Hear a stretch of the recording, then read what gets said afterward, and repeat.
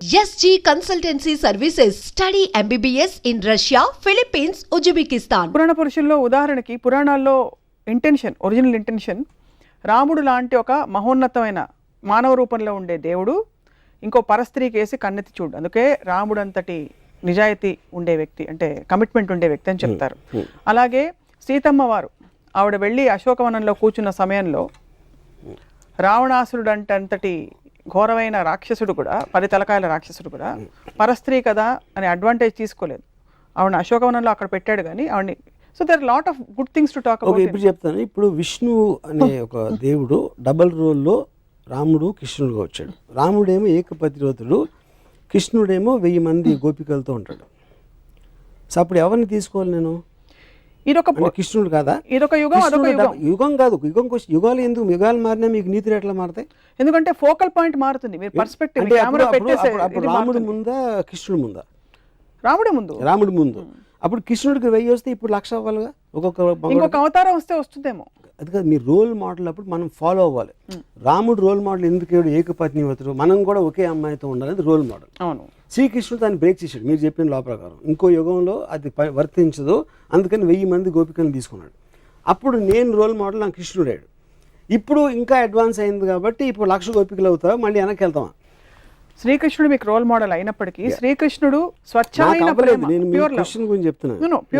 Pure love. It is an embodiment of pure love. శ్రీకృష్ణుడి గురించి మనకి తెలిసింది he was an embodiment of pure love. నెమలి పింఛం అనేది ఎందుకు పెట్టుకుంటారంటే it is an embodiment of pure love which is but he can share that love with 1,000 girls. Adi point. 1,000 girls which is not sexual in connotation necessarily. And అందరిని పూజిస్తాడా కూర్చుని?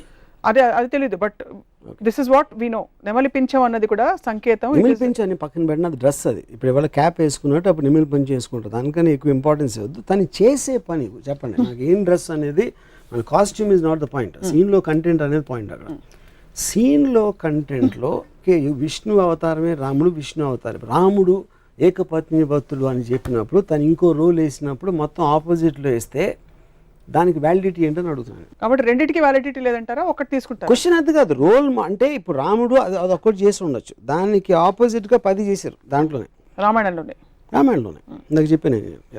అన్ని మతాల దేవుళ్ళని లేక పురాణాలని మీరు ఎప్పుడు స్టడీ చేయాలన్న ఉత్సుకత మీకు కలగలేదు?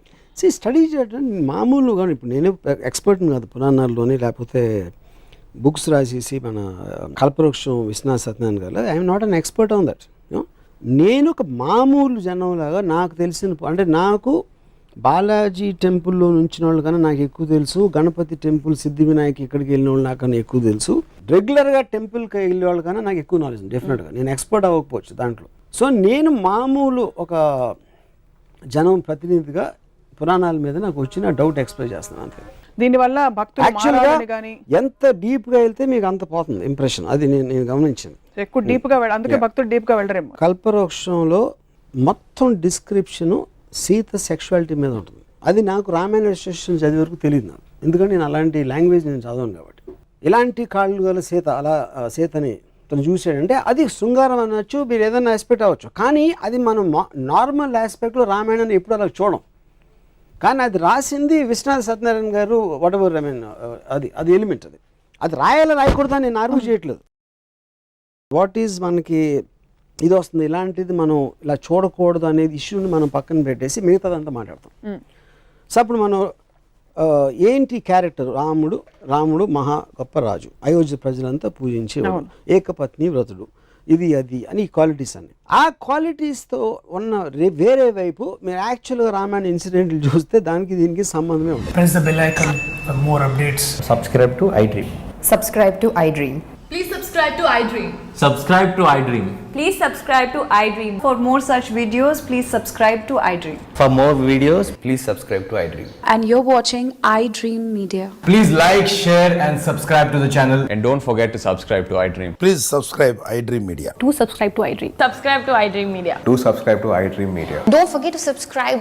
Click on the button below. Don't forget to subscribe to iDream. In the context of relationships, I'm treading on something very controversial.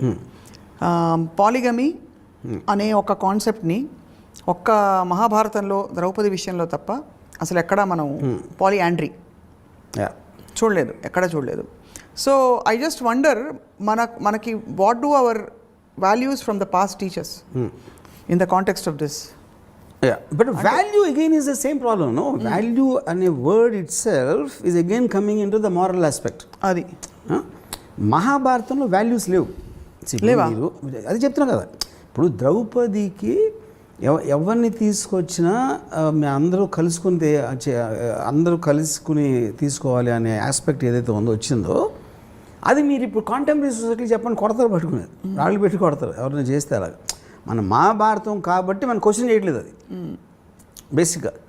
So మహాభారతంలో ట్రెచరీ ఉంటుంది, అన్నదమ్ములు కొట్టుకుంటున్నారు, లేకపోతే ఈ మొత్తం చుట్టాల్లో వీళ్ళకి లాయల్టీ, లేకపోతే గ్రాటిట్యూడ్, లేకపోతే బిట్రేయల్, నమ్మక ద్రోహాలు అన్నీ ఉంటాయి కదా మహాభారతంలో.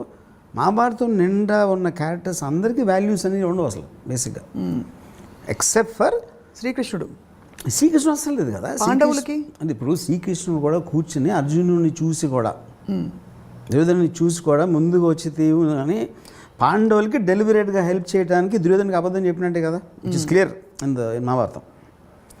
తను పాండవుల్ని ఫేవర్ చేశాడు అంతే. పాండవులు ఎందుకు హీరోలు దుర్యోధనులు కాదు అంటే అది కవి తీసుకున్నాడు సైడ్ అంతే. వాళ్ళేం ప్రూవ్ చేయలేదు కదా పాండవులు వాళ్ళలో గొప్ప లక్షణాలు ఉన్నాయి, గొప్ప గుణాలు ఉన్నాయి, మనందరికీ ఉండవలసిన గుణాలు ఉన్నాయి, అలవర్చుకోవాల్సిన. ఏం గుణం ఉందన్న, ధర్మరాజు జోసంలో భార్యని నమ్మేశాడు, ఇచ్చేసాడు, అది గుణమా? ఏంటి గుణం? ఇచ్చిన మాట తప్పకూడదు. అర్జునుడిని ప్రేమించి వస్తే మదర్ ఎవరో చెప్పారని అందరికీ అది గుణమా? ఏంటి గుణం దాంట్లో? అది స్టోరీ అంతే. మీరు మహాభారతంలోని ఉన్న గుణాలు యాజ్ ఇట్ ఈజ్గా పాటిస్తే సొసైటీ కొలాప్స్ అయిపోతుంది అసలు. Society. So anyway I think Mahabharatam is first of all మన కాంటెక్స్ట్ లేదు ఇప్పుడు ఉన్న. అంటే మనకి గిల్ట్ అనే ఒక ఆస్పెక్ట్ ఎక్కడి నుంచి మనకి మహాభారతం వాల్యూస్ మనకి ఇవ్వట్లా. కజిన్స్ని కొట్టుకోమని ఎవరు చెప్పట్లా ప్రాపర్టీ కోసం. కజిన్స్ని నరుక్కోమని ఎవరైనా చెప్తారా ఇప్పుడున్న సొసైటీలో? ఎవరు చెప్పారు? ఎవరైనా సరే వాళ్ళ ప్రాపర్టీ ఇవ్వను అంటే యుద్ధానికి వెళ్ళి తొడలు పగలు కొట్టి లేకపోతే బుర్ర పగలు కొట్టి అలాంటి ఎవరైనా ప్రీచ్ చేస్తారు, చేయరు కదా. So Mahabharatam is not about values, it's a story. So let's leave that. ఇప్పుడు మనం ఉన్న కాంటెంపరీ సొసైటీలో ఉన్న వాల్యూస్ మాట్లాడుతున్నాం. భార్య భర్తలు ఎప్పటికీ ఉండిపోవాలి, అదొక వాల్యూ. బయట you can't have, should not have an affair value. పెద్ద ఈ వాల్యూస్ అన్ని మనం ఇప్పుడు పెట్టుకున్నాం. మహారాజులు ఎప్పుడు పాటించరు అది. వరల్డ్ హిస్టరీలో కూడా మీరు చూడండి, ఈ వాల్యూస్ మీకు ఫ్యామిలీస్ని సొసైటీని కోహెషన్ చేయడానికి పనికొస్తాయి. సో ఇన్ అదర్ వర్డ్స్ మీరు అనేది ఆ కాలంలో గిల్ట్ అనే కాన్సెప్ట్ ఉండేది కాదు. కాలం నాకు తెలియదు. మహాభారతం ఎవరైతే టాప్ ఆఫ్ ద లైన్లో ఉన్నారో పవర్ఫుల్ పీపుల్, వాళ్ళ స్టోరీ కదా మనం అవును ఉన్నది. ఇప్పుడు హస్తినాపురంలో జనాలందరూ మనలాంటి వాళ్ళు ఉంటారు. మళ్ళీ ఇది మనం ఇప్పుడు ఏదైతే వాల్యూస్ అంటున్నాం, అవును వాల్యూస్ పై వాళ్ళకి వర్తించవు ఎప్పుడు, ఎందుకంటే నాకు పవర్ ఉంది కాబట్టి. ఇప్పుడు పాయింట్కి వచ్చాను, అదే అడుగుతున్నా నేను. వాల్యూస్ ఎవరెవరికి వర్తింపజేస్తారు అంటే ఈ గిల్ట్ ఉండడానికి ఉండకపోవడం టైం గిల్ట్ అనేది మిడిల్ క్లాస్కి ఉంటుంది, హై క్లాస్ వాళ్ళకి ఉండదు, లో క్లాస్ పాయింట్కి. అది మిడిల్ క్లాస్ వాళ్ళు ఒక త్రిశంకు ఏరియాలో ఉంటారు. అంటే అటు తెగించలేరు, ఎందుకంటే మీకు పవర్ ఉందనుకోండి పట్టించుకోరు. ఇప్పుడు ఫర్ ఎగ్జాంపుల్ ఒక యూపీలో ఒక సమాజ్వాదీ పార్టీ చాలా ఫేమస్ ఒక ఎంపీ, అవును, ప్రవీణ్ మహాజన్ ఏదో ఉంది పేరు మర్చిపోయాను, దీపక్ మహాజన్. తను ఫామ్ హౌస్లో ఉన్నప్పుడు ఎవరు నలుగురు వచ్చి చంపేశారు. నలుగురు వచ్చి గన్తో షూట్ చేసి చంపేశారు. పోలీస్ ఇన్వెస్టిగేషన్లో తెలియదు ఏంటంటే తన ఓన్ వైఫ్ కొడుకు ఇచ్చారంట కాంట్రాక్ట్ చంపడానికి, ఫాదర్ని భర్తని. అది ఎందుకు జరిగిందంటే ఈయనకి ఎవరో ఒక యంగ్ అమ్మాయితో అఫైర్ స్టార్ట్ అయింది. స్టార్ట్ వీళ్ళు కన్ఫ్రంట్ చేస్తే అది నా ఇష్టం, మీరు బయటకు వెళ్ళండి, నోరు మూసుకుండండి, లేకపోతే బయటకు వెళ్ళండి, నా ఆస్తంతా తన పేరు రాసిస్తానని చెప్పాడు. అదొక డెడ్ లైన్ అయిపోయింది. ఎక్కడ అమ్మాయికి రాసి ఇచ్చేస్తాడో అన్న భయంతో వీళ్ళు ఆ రాసి ఉండే ఆ టైం లైన్ ఉంది కాబట్టి వీళ్ళు ఏదో కింద మీద పడి ఒక కాంట్రాక్ట్ కిల్లర్ని పట్టుకుని అది చేయించారు. ఇప్పుడు ఇక్కడ మెయిన్ థింగ్ ఏంటి, వాడికి డబ్బు ఉంది, ఆ డబ్బు అది బారిలో కుక్కిని పోయినా పడుండు, నేను నా ఇష్టం వచ్చినట్టు చేస్తా అని ఆడు ఆర్డర్ ఇచ్చాడు మహారాజులాగా. అప్పుడు వీళ్ళు యుద్ధానికి వీళ్ళకున్న మేరకి వీళ్ళేమో యుద్ధం చేశారు. యూనో ఇక్కడ ఏంటి వాడికి గిల్టీ అవసరం లేదు కదా, ఎందుకంటే పవర్ఫుల్ మ్యాన్. అవును. ఇప్పుడు సూపర్ మ్యాన్కి ఫిలాసఫీ అవసరం లేదు. ఫిలాసఫీ ఎవరికి కావాలి? బలం లేనప్పుడు కావాలి మీకు, అర్థం చేసుకుని దాన్ని ఫీల్ అయ్యి దాన్ని ఏదైనా చేసుకోవడానికి. మీ దగ్గర ఎవరిని ఏమన్నా చేసిన బలం ఉన్నప్పుడు మీరు పట్టించుకోరు అసలు. అప్పుడు కూడా మీరు గిల్ట్, ఇప్పుడు మీరు పాపానికి భయపడతారు. దేవుడిని నమ్మితే ఇలా చేస్తే తప్పు అనుకుంటే రేపు పొద్దున్న నన్ను నూనెలో వేయిస్తాడా, కొరడాలు కొట్టిస్తాడా అనే ఒకది ఎవడన్నా నమ్మినోడు ఆడ ఉండొచ్చు, ఛాన్స్ ఉంది అలాంటి వాళ్ళు ఉండడానికి. అది లేనప్పుడు ఇట్స్ ఎ పవర్ గేమ్, అంతే. ఇప్పుడు ఈ కాంటెక్స్లోనే కట్టప్ప బాహుబలిని చంపినప్పుడు కట్టప్ప గిల్ట్ ఉంటుందా? ఎందుకంటే తను చేసింది ఏమిటి? He carried fourth his duty. అదే అప్పుడు ఇప్పుడు సినిమాటిక్ ఆస్పెక్ట్లోనే సిమిలర్ థింగ్ రియల్ లైఫ్లో తీసుకున్నప్పుడు that is what is called betrayal. నన్ను నమ్మినోడిని నేను మోసం చేశాను, అంతే. అప్పుడు ఆ గిల్ట్ కోషంట్ అనేది వాడు అసలు ఎంత నమ్మాడు, ఎంత బయటకు చూపించాడు అనేది ఉంటుంది కదా. అది వాడుకున్న అవసరం ఏంటి? అది చేసి తీరాలి, నాకు వేరే గత్యంతరం లేదు. ప్రతి వాడికి లిమిటెడ్ ఆప్షన్స్ ఉంటాయి. They don't have the best option. ఉన్న ఆప్షన్స్లో ఇది చెయ్యక తప్పదు. అది వాడి మనుగడ కన్నా ఉండొచ్చు ప్రాబ్లం, లేకపోతే వాడికున్న అంబిషన్ కావచ్చు. ఈడు పోతే కానీ నేను రాజు అవ్వటం అనేది ఆడు ముఖ్య కారణం అనుకోండి. ఈడు అడ్డొస్తున్నాడు, కేవలం ఈడు నాకు జాబ్ ఇచ్చాడు కాబట్టి నేను ఎప్పటికీ ఈ లాయల్టీగా ఉంటే నేను ఎప్పుడు ఇటు బానిసలాగా ఉంటాను. అవును. సో ఇది అంబిషన్ వర్సెస్ కంపల్షన్. ఇది అడగడానికి కారణం ఏంటంటే మీరు అన్నట్టు మిడిల్ క్లాస్లో గిల్ట్ ఉంటుందని చెప్పి ఈ లవ్ అండ్ వార్ పెద్ద పెద్ద కథలు చూసినప్పుడు మనకి ఎక్కడా కూడా గిల్ట్ ప్రస్తావన రాదు. ఇప్పుడు మజ్ను వాళ్ళ నాన్నకి లైలా గురించి ఇష్టం లేదనుకోండి, లైలాని ప్రేమించడం లేదు. సలీం అనార్కలి తీసుకోండి, అనార్కలిని ప్రేమించడం సలీంకి వాళ్ళ నాన్నకి ఇష్టం లేదనుకోండి, తన నాన్న మాట వినాలా, ప్రేమించాలా? Correct. This is valid point. అదేంటి, మీరు you're getting caught in this situation. అది ఈ ఫోర్స్ ఇట్లా అవుతుంది. ఏది ఎక్కువ మీకు ఇష్టం అనేది ఇండివిజువల్ మీద డిపెండ్ అవుతుంది. ఇప్పుడు నవమాసాలు మోసి పెంచి స్కూల్కి తెలిపించి అన్నీ ఒక 20 ఏళ్ళు పెంచాక ఆ అమ్మాయి ఎవరితోనూ ప్రేమలో పడింది. చాలాసార్లు పారిపోతారు కదా. అవును. ఆ పారిపోయినప్పుడు అమ్మ నాన్న వదిలేసి వాళ్ళ అమ్మ నాన్న ఎలాంటి వాళ్ళు అని కూడా మనం కన్సిడర్ తీసుకోవాలి.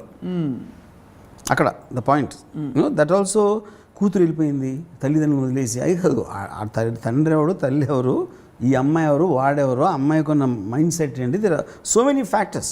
అది కానీ బాటమ్ లైన్ ఏంటంటే ఇది individual happiness versus sacrificing your happiness for the sake of this peer pressure. Right. ఇప్పుడు ఒక అమ్మాయికి పెళ్లి చేసుకుంది, భర్త కన్నా చాలా స్మార్ట్గా ఉన్నాడు ఇంకెవడో పరిచయం అయ్యాడు. And at that point of time she felt my life will be better with this other person. అలాంటప్పుడు భర్తను వదిలేయాలి ఇమీడియట్గా. అది నేను చెప్పేది. మీరు అట్లీస్ట్ ఒక ప్రాసెస్ చెప్తున్నారు. అక్కడ ఏమవుతుంది, భర్త ఉండగానే వెళ్ళి ఇంకొక రిలేషన్షిప్ పెట్టుకోవడం అది ఇంకా. కానీ నేను అదే అంటున్నాను, అదే అప్పుడు అందుకని మీకు చాలా సొసైటీ తెలివిగా ఏం చేసిందంటే it bifurcated this whole thing. మీరు మారల్ ఆస్పెక్ట్ని లీగల్ సిస్టమ్కి తేలదు. మీకు పారామీటర్స్ ఓకే, వేరే రిలీజియన్లో వేరే సొసైటీలో కొంచెం మార్పులు ఉండొచ్చు, ఇది అడల్టరీ అని ఇదని అని. But if you look at it the whole thing the way it is going towards independence. Right. So అది కొన్ని మనకి లా ఆపలేదు, రిలీజన్ ఆపలేదు. అప్పుడు మిమ్మల్ని మీరే ఆపుకోవాలనే ఆస్పెక్ట్లోంచి ఇది వచ్చింది, guilty feeling which is very closely related to morality. భార్య భర్తలు ఇద్దరు కలిసి ఉండాలి, వాళ్ళు పోయే వరకు ఇద్దరు ఉండాలి అని ఎవరు చెప్పి ఉంటాడు? అది రిలీజన్ చెప్పలా. That is not where it came from. That is a socially design system అది. అవును. ఎందుకంటే ఇప్పుడు అందరూ ఇప్పుడు ఒక్క భార్య భర్తలు వదిలేసాను, పిల్లలు ఉంటారు, తల్లిదండ్రులు బాగా చూసుకోవాలి. చాలాసార్లు చూసుకోలేరు. ఓల్డ్ ఏజ్ హోమ్స్ పంపిస్తారు. నేను ఒకసారి మా నాన్నమ్మ ఏదో భీమవరంలో, సో ఎక్కడో మా ఆవిడ ఏమంటారు ఒకళ్ళు ఇంట్లో ఉంటున్నారు, సమ్ కొడుకు, పెద్ద కొడుకు ఏదో సంథింగ్. నేను వెళ్తే ఒక చిన్న ఇది ఉంది, ఒక షెడ్లా ఉంది ఆ కాంపౌండ్లో. ఆ షెడ్ లోపల పెట్టారు. ఆవిడకి షీజ్ హ్యాస్ సమ్ పెరాలసిస్ ఏదో సంథింగ్. నేను లోపలికి వెళ్ళినప్పుడు యాక్చువల్గా ఆవిడ మీద కాక్రోచెస్ తిరుగుతున్నాయి. సో ఇప్పుడు అది ఏమన్నా ఎలా చూస్తున్నారు చూసావా అని ఆబ్వియస్లీ నేను అనుకున్నాను, నా పక్కన వాళ్ళు అనుకున్నారు. కానీ ఏంటి అక్కడ రియాలిటీ ఏంటి, వాళ్ళ ఇల్లు ఎంత, వాళ్ళ పనులు అంతా, ఆవిడకున్న ఫిజికల్ స్టేటు హెల్త్ స్టేట్కి అక్కడ పెట్టారు. ఆ పెట్టినప్పుడు గబుక్కుని వెళ్ళినప్పుడు ఆ కాక్రోచెస్ కనిపించినాయి. అది ఆవిడ ఫీల్ అయ్యారా లేదా, అసలు ఆవిడ కాన్షియస్ ఉందా కూడా నాకు తెలియదు. ఆ విజువల్ మాత్రం నా మైండ్లో ఉండిపోయింది అంతవరకు, యూనో. కానీ ఆ ఆస్పెక్ట్లో చూసుకోవటానికి అక్కడ ఉన్న రిసోర్సెస్, వాళ్ళ మైండ్ స్టేటు, ఇవన్నీ ఫ్యాక్టర్స్ ఉన్నాయి. మనం ఊరికైనా జడ్జ్మెంట్ ఇచ్చేస్తాం బయట నుంచి. అప్పుడు అనుకోవడం మేము తీసుకెళ్ళాం, ఆవిడని తీసుకెళ్ళా, మేము కూడా తీసుకెళ్ళా. ఆయనకు కాసేపు తిట్టుకుని ఆవిడ మీద జాలిపడి మళ్ళీ మర్చిపోయి మా వాళ్ళు మేము పడిపోయాం. మళ్ళీ సొసైటీ అలాగే ఉంటుంది. సొసైటీ అలాగే ఉంటుంది. సొసైటీ ఎవరి గురించి పట్టించుకోరు. అప్పుడు ఎవరు పట్టించుకుంటారు, మీ గురించి మీరు ఒక్కరే పట్టించుకుంటారు. యాక్చువల్గా that is actual truth of life. అది బాటమ్ లైన్. అది బాటమ్ లైన్. అది ఆ రియలైజేషన్ వచ్చినప్పుడు మీకు ఏది కరెక్టు మీ హ్యాపీనెస్కి అన్న దాని డెసిషన్ తీసుకుని మిగతా అని టపాక్కను వదిలేదు అంతే. చాలా ప్రొఫౌండ్ ఒక బండ సత్యం చెప్పారు మీరు.